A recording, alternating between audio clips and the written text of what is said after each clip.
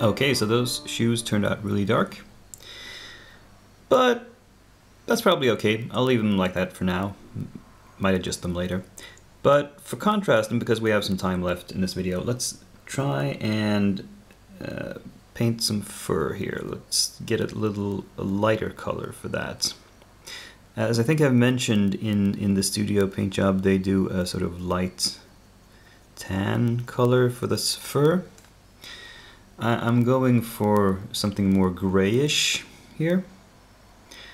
This base coat I'm putting down is actually pure Vallejo monocolor deck tan, which is I don't know quite how to describe it. It's kind of a dirty gray. And I'm just gonna lay this down and see what it looks like. If this is a good idea. And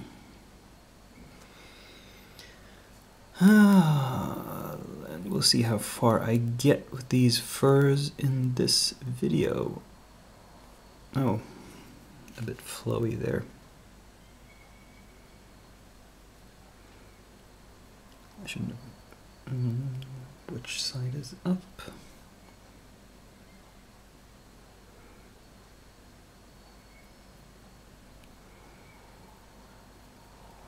And I can sort of I just have to be careful where it meets the boots down here. Otherwise I can kind of slather this on because I'm painting the greaves afterward. And there's no, doesn't matter if I spill a little.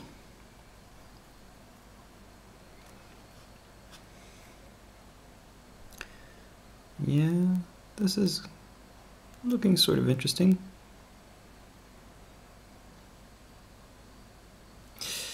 Try not to cover up too much of this. Oops.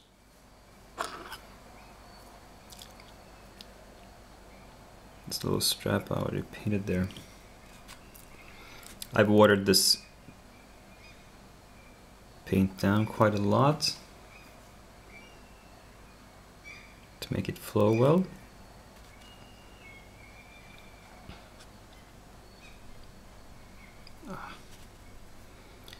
It tends to flow a little too well to places where it shouldn't be.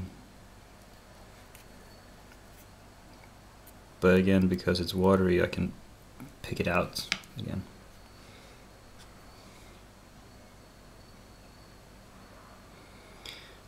Oh, now you can't see what I'm doing. Sorry about that.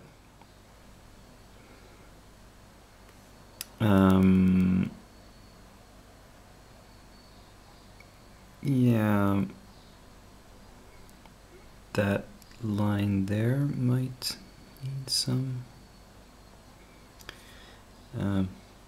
Sorry, but the way I have to hold this mini and tilt it so that I can reach everything and yet not have the paint run off to a lot of places where it shouldn't be makes it difficult to show off at the same time. Anyway, I think this is an interesting color. So I think I like it. Here's a bit that I missed. I'm gonna let it dry, maybe put on a second coat, and then I'll check back with you guys for the next step. So that's dry, put on a second coat just for the heck of it. Not sure it needed it. Now I'm gonna test out a shade color. And I've mixed up a sort of darker gray just from colors I had lying around on my palette. I'm gonna do a wash here. Let's see how it looks.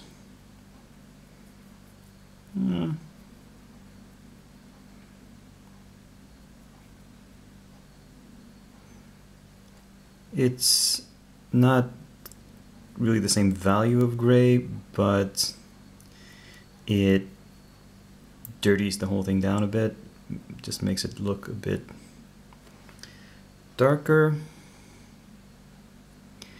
and I think this will be fine.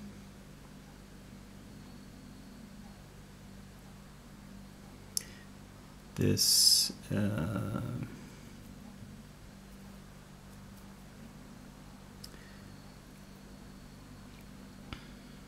I'm sort of going by here. What I'm doing here is something you can do when you have a wet palette, because you save paint that is used for one thing, and it will stay on your palette for a long time, and you can just sort of reuse it. When I'm looking for a color,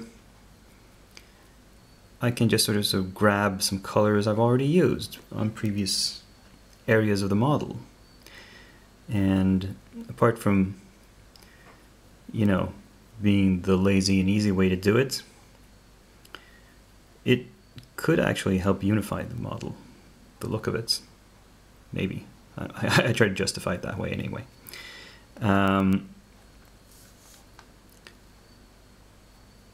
So this went on rather thick, but we'll see when it dries what it looks like.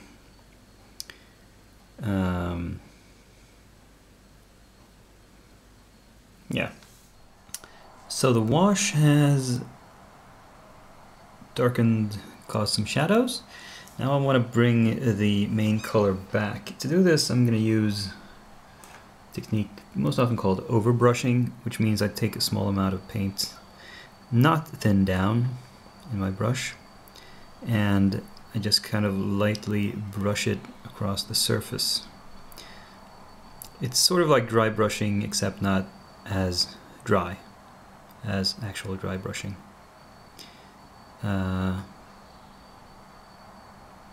Let me show you. I've simply placed a blob of paint on this temporary palette here. I dip my brush in it, go to a towel, wipe most of it off, but not as much as I would if I were actually dry brushing. And then I kind of run it along the edge here. Now I took off too much because I managed to hit something with my brush that I shouldn't have hit. But oh well.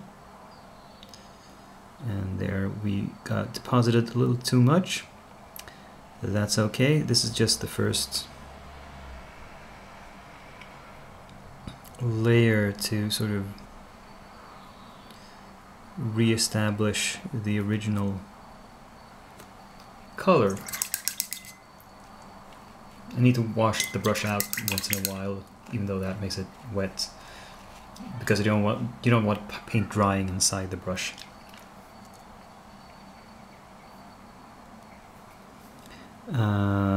Catching the tops of these.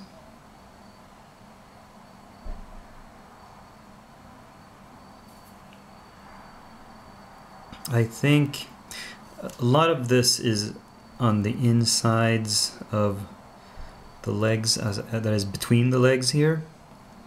This would not be much exposed to the light, so it should actually be in shadow, and I'm not going to highlight it much more than this actually. The front here, these top ridges though. Oh, let me show you what I'm doing. This needs highlighting because it would be visible.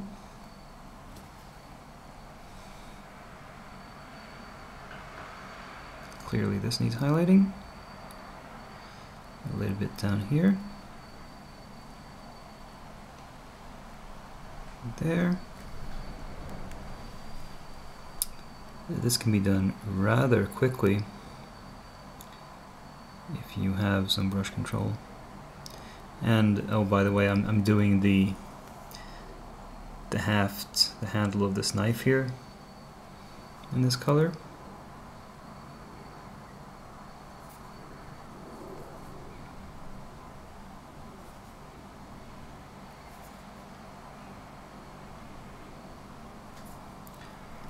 like so. That's the first coat. Now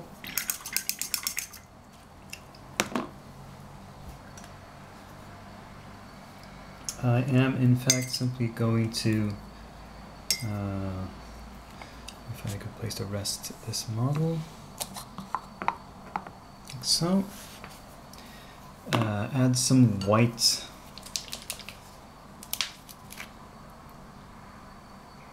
to the mix. Stir it with my paint stirrer is actually an old brush handle where with no actual brush left, it's broken off, and I just use this to mix stuff with.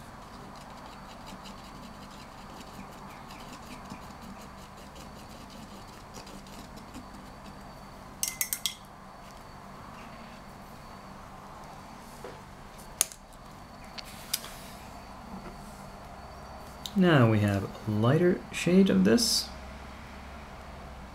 color. Let's see if there's a noticeable difference. Not much. But I'm just kind of, now I'm more painting this, I'm kind of dotting it in places where it seems to me it needs a bit more of a highlight.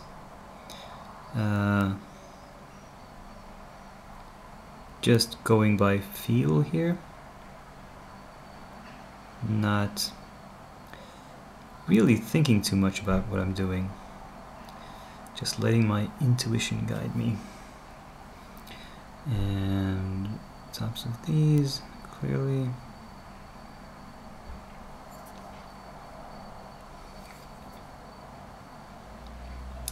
If there's a lot of noise in the background, it's because today is finally pretty warm. We've had a weird summer. It started out a few weeks ago with lots and lots of heat and warmth, and then it suddenly became damp and rainy and slightly chilly again, kind of miserable. But the last couple of days, the warmth has mostly come back. Except it's now a humid warmth. So the weather is wet, though warmer than before.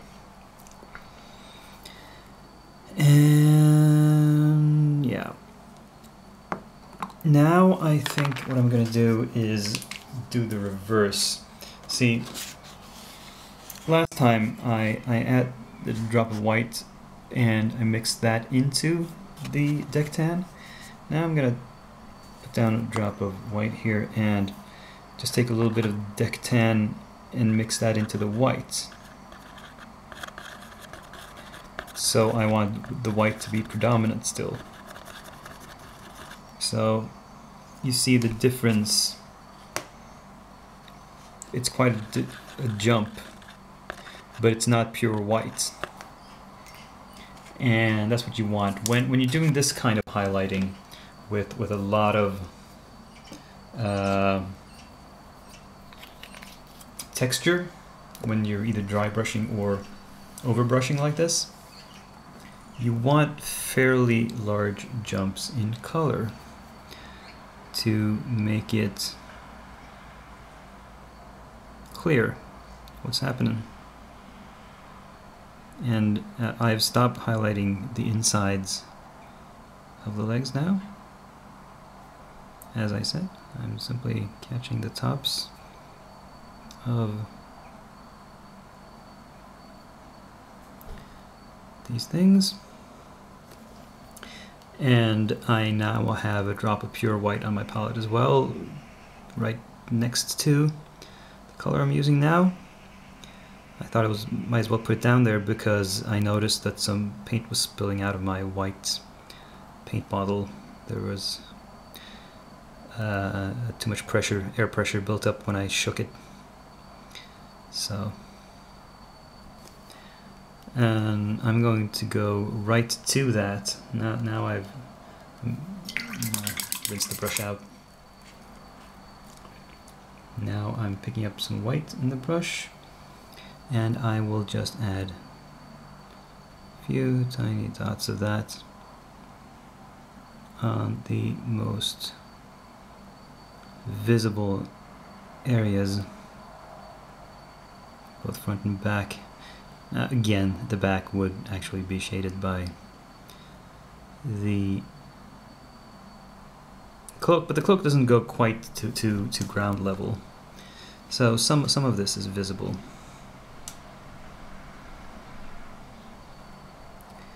And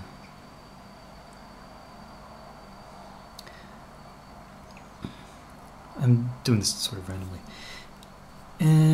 Oh yes, the knife.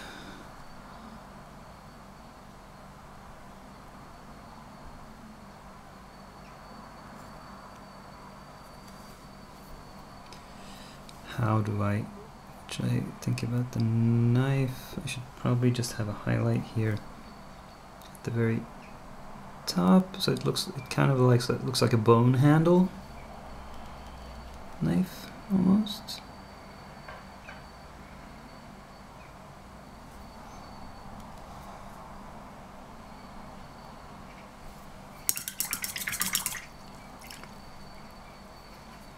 I need to re-establish some gray there.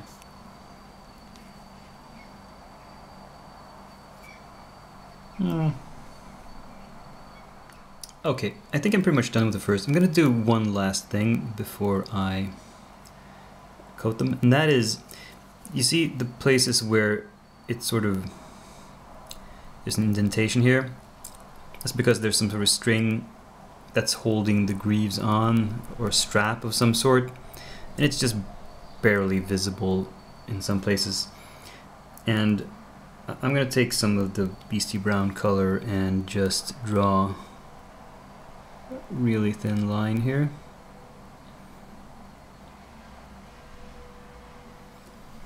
Just to sort of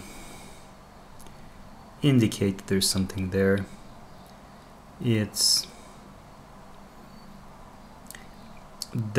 These straps are apparently mostly hidden by the fur, but you want to give sort of a hint, as I said, that something is happening there. And see, these continue, that they're pretty thin strings. They're also crisscrossing the greaves here. But I thought because I'm going to seal this portion of the model, I thought I'd paint in these strings first. And there we go.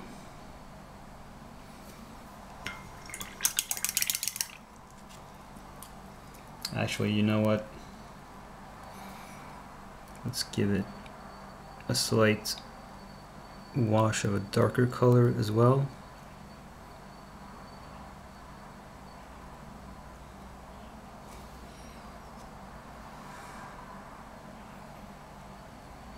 Just for the sake of contrast.